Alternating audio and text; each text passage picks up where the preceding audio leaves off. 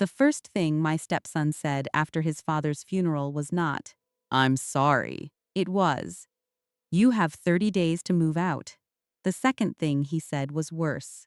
After that, the house, the lake property, and the company will belong to us. You'll receive the life insurance money.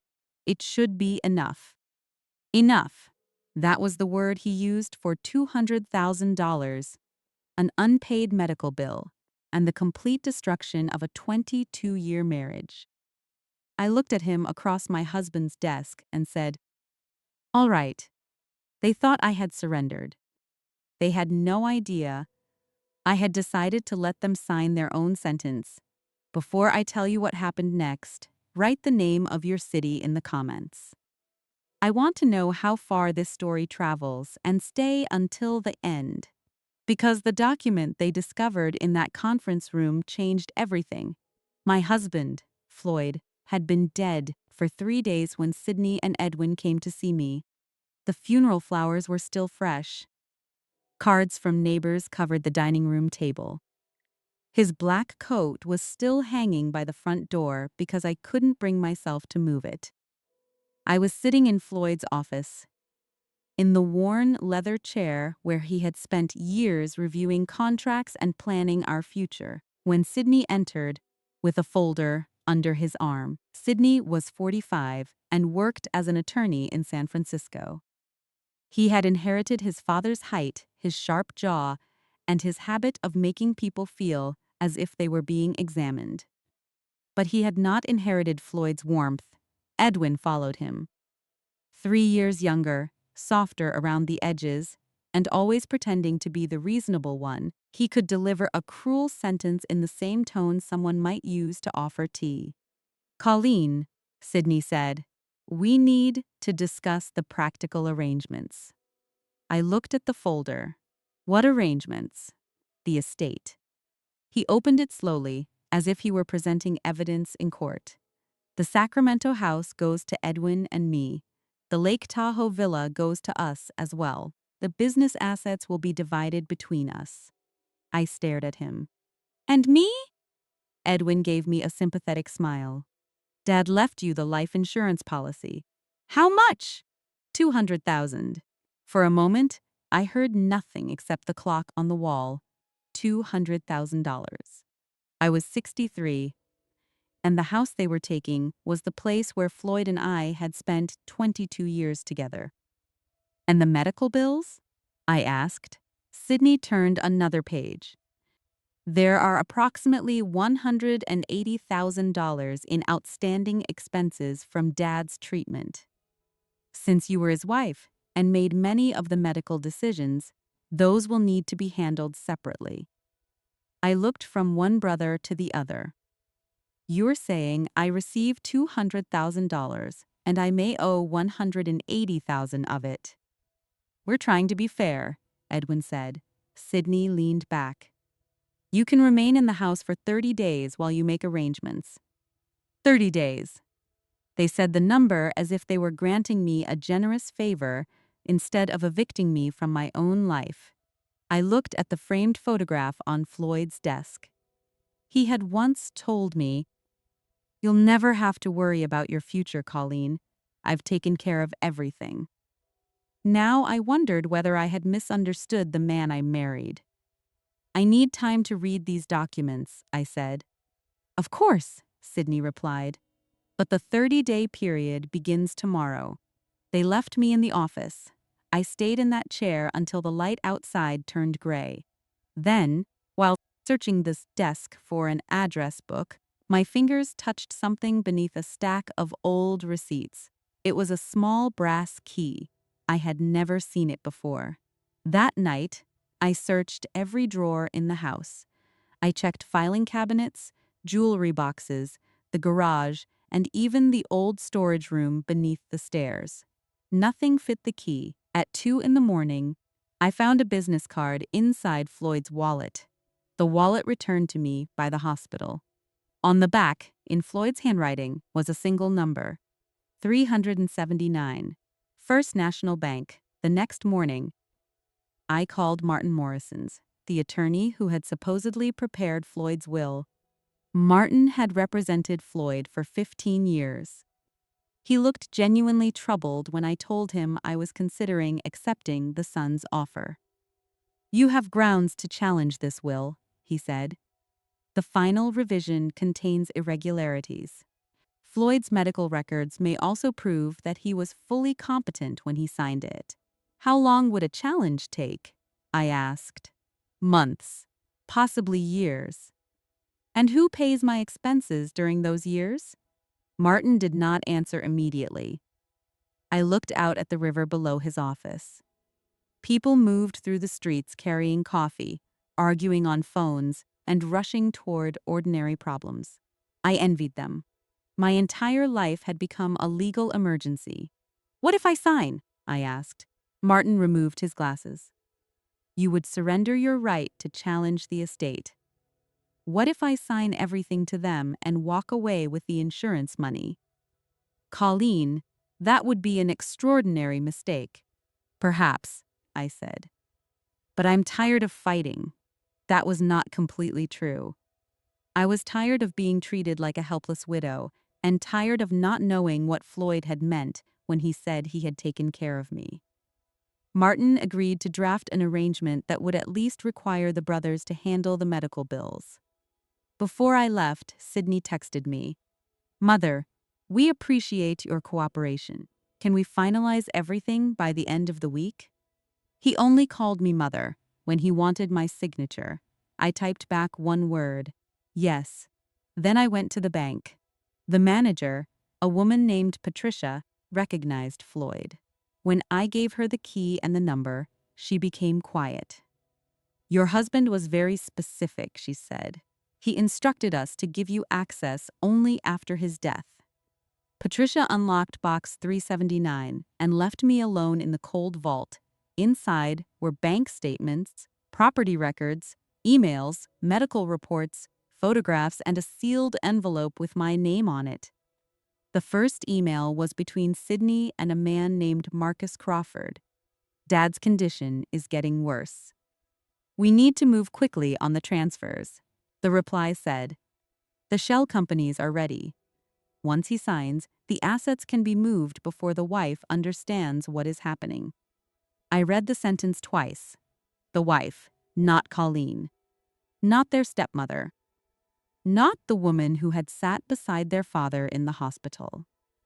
The wife, the next file, showed that Sydney had forged Floyd's signature on loan documents to cover gambling debts, while Edwin had moved elderly clients' money into companies he controlled.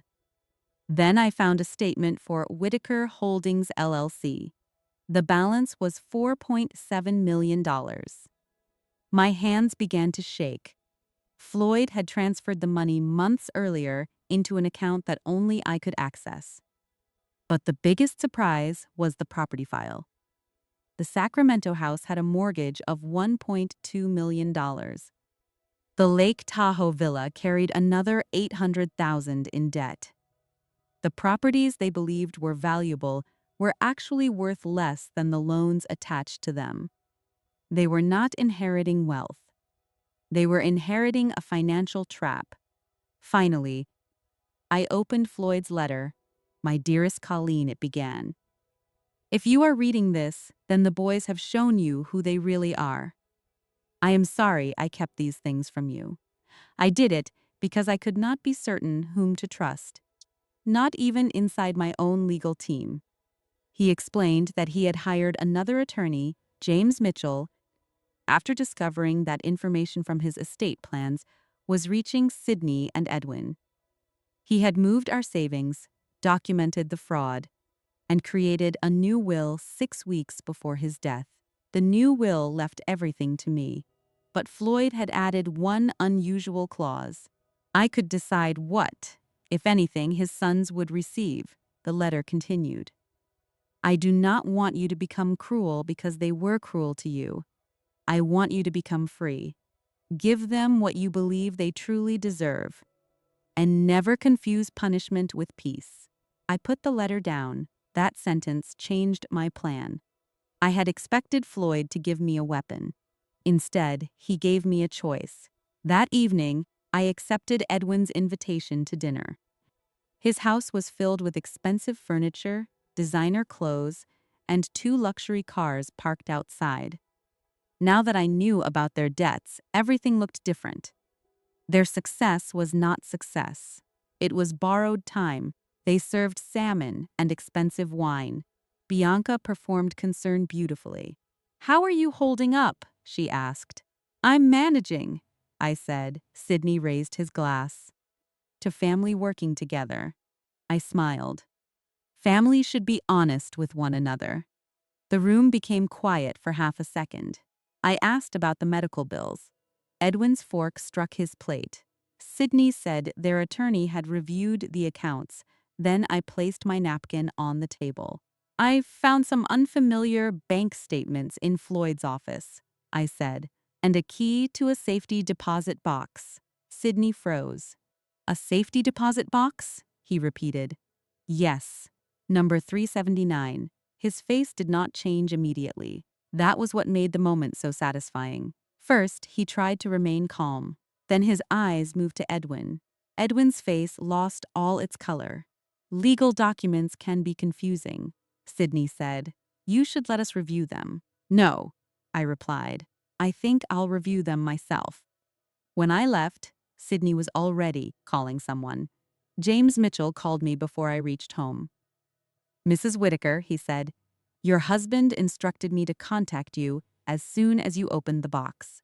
You need to know that the will shown to you is not the final will."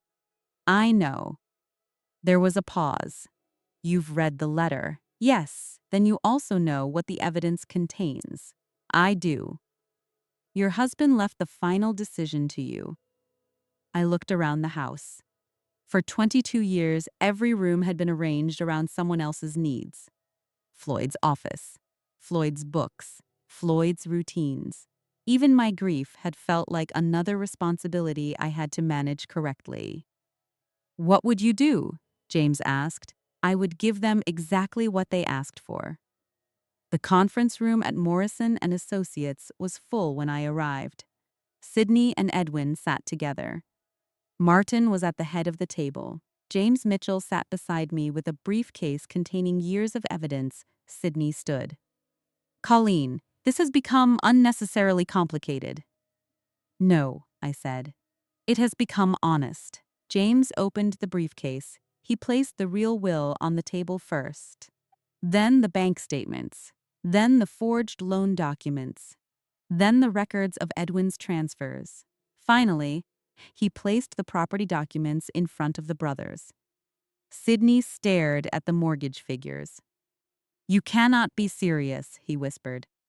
"The house carries a $1.2 million loan," James said. "The villa carries $800,000. You may accept both properties, subject to those debts, or you may refuse them." Edwin looked at me. "You knew?" "I know everything now." "You're giving us the properties?" Sidney asked. "I'm giving you what you demanded. You said the assets should remain in the bloodline. You said I should be satisfied with whatever was left over. So I am stepping aside." I slid the gift deed across the table. Sidney read it. His hands began to tremble. "You want us to accept $2 million in debt." "No," I said. "I want you to accept responsibility for the choices you made while your father was dying." Martin finally spoke. "This arrangement needs further review." I turned toward him. "Your firm was dismissed 2 months before Floyd died. You knew that, didn't you?" Martin's face went pale. James explained that Floyd had suspected information was being leaked from the firm. Martin had not personally participated, but someone in his office had communicated with Sidney and Edwin. Sidney stood abruptly. "This is intimidation!" "No," James replied. "Intimidation is telling a grieving widow she has 30 days to leave her home. This is documentation." He opened the final folder. Inside were recordings, signatures, wire transfers, and the private investigator's report. Sidney had 2 choices: accept the properties and their debts, or face criminal charges for forgery and financial abuse. Edwin faced charges connected to the theft from his clients. They argued, blamed Floyd, blamed me, and blamed James. At one point, Edwin said they were family. I looked at him and answered, "Family is not a word you use when you want access to someone's money." In the end, they signed. They accepted the properties, the mortgages, and the legal responsibility attached to both. They also signed an agreement that all communication with me would go through attorneys. Sidney paused at the door. "This isn't over," he said. I looked at the man who had once called me mother. "Yes," I replied. "It is. You just haven't understood that yet."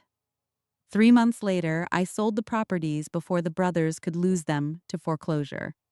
The proceeds went toward the mortgages, while the remaining liabilities stayed with them under the agreement they had signed. I moved to a small cottage in Carmel overlooking the Pacific. I planted roses in the garden because Floyd and I had once grown roses together. But this time, I chose the color. I chose the design. I chose where every plant would go. I took watercolor classes, joined a gardening club, and volunteered at an animal shelter. Ordinary things felt extraordinary because no one was waiting for me to perform a role. Sidney filed for bankruptcy and entered gambling treatment. Edwin lost his business and faced civil claims. I never celebrated their suffering. I simply stopped carrying it. A year later, I helped establish the Floyd Whitaker Center for Financial Independence. It provided legal guidance and financial education to older spouses who were being manipulated by relatives. That was Floyd's real legacy. Not the houses, not the company, and not the money hidden in an account. His real legacy was the chance to turn betrayal into protection for someone else. People ask whether I regret giving them the properties. I gave them a choice, and greed made them choose the trap. That was the final lesson. As for me, I did not win because Sidney and Edwin lost. I won because I stopped measuring my life by what they had taken from me. I became Colleen again. Not Floyd's widow, not their stepmother, and not a woman waiting for permission to survive, just Colleen. And for the first time in my adult life, that was more than enough. Now tell me, if you were in my place, would you have exposed the brothers, given them the debt-loaded properties, or walked away completely? Share your answer in the comments. If this story held your attention, subscribe for more stories of betrayal, justice, and unexpected second chances. And before you leave, choose one of the two stories on your screen, because the next family secret may be even harder to believe.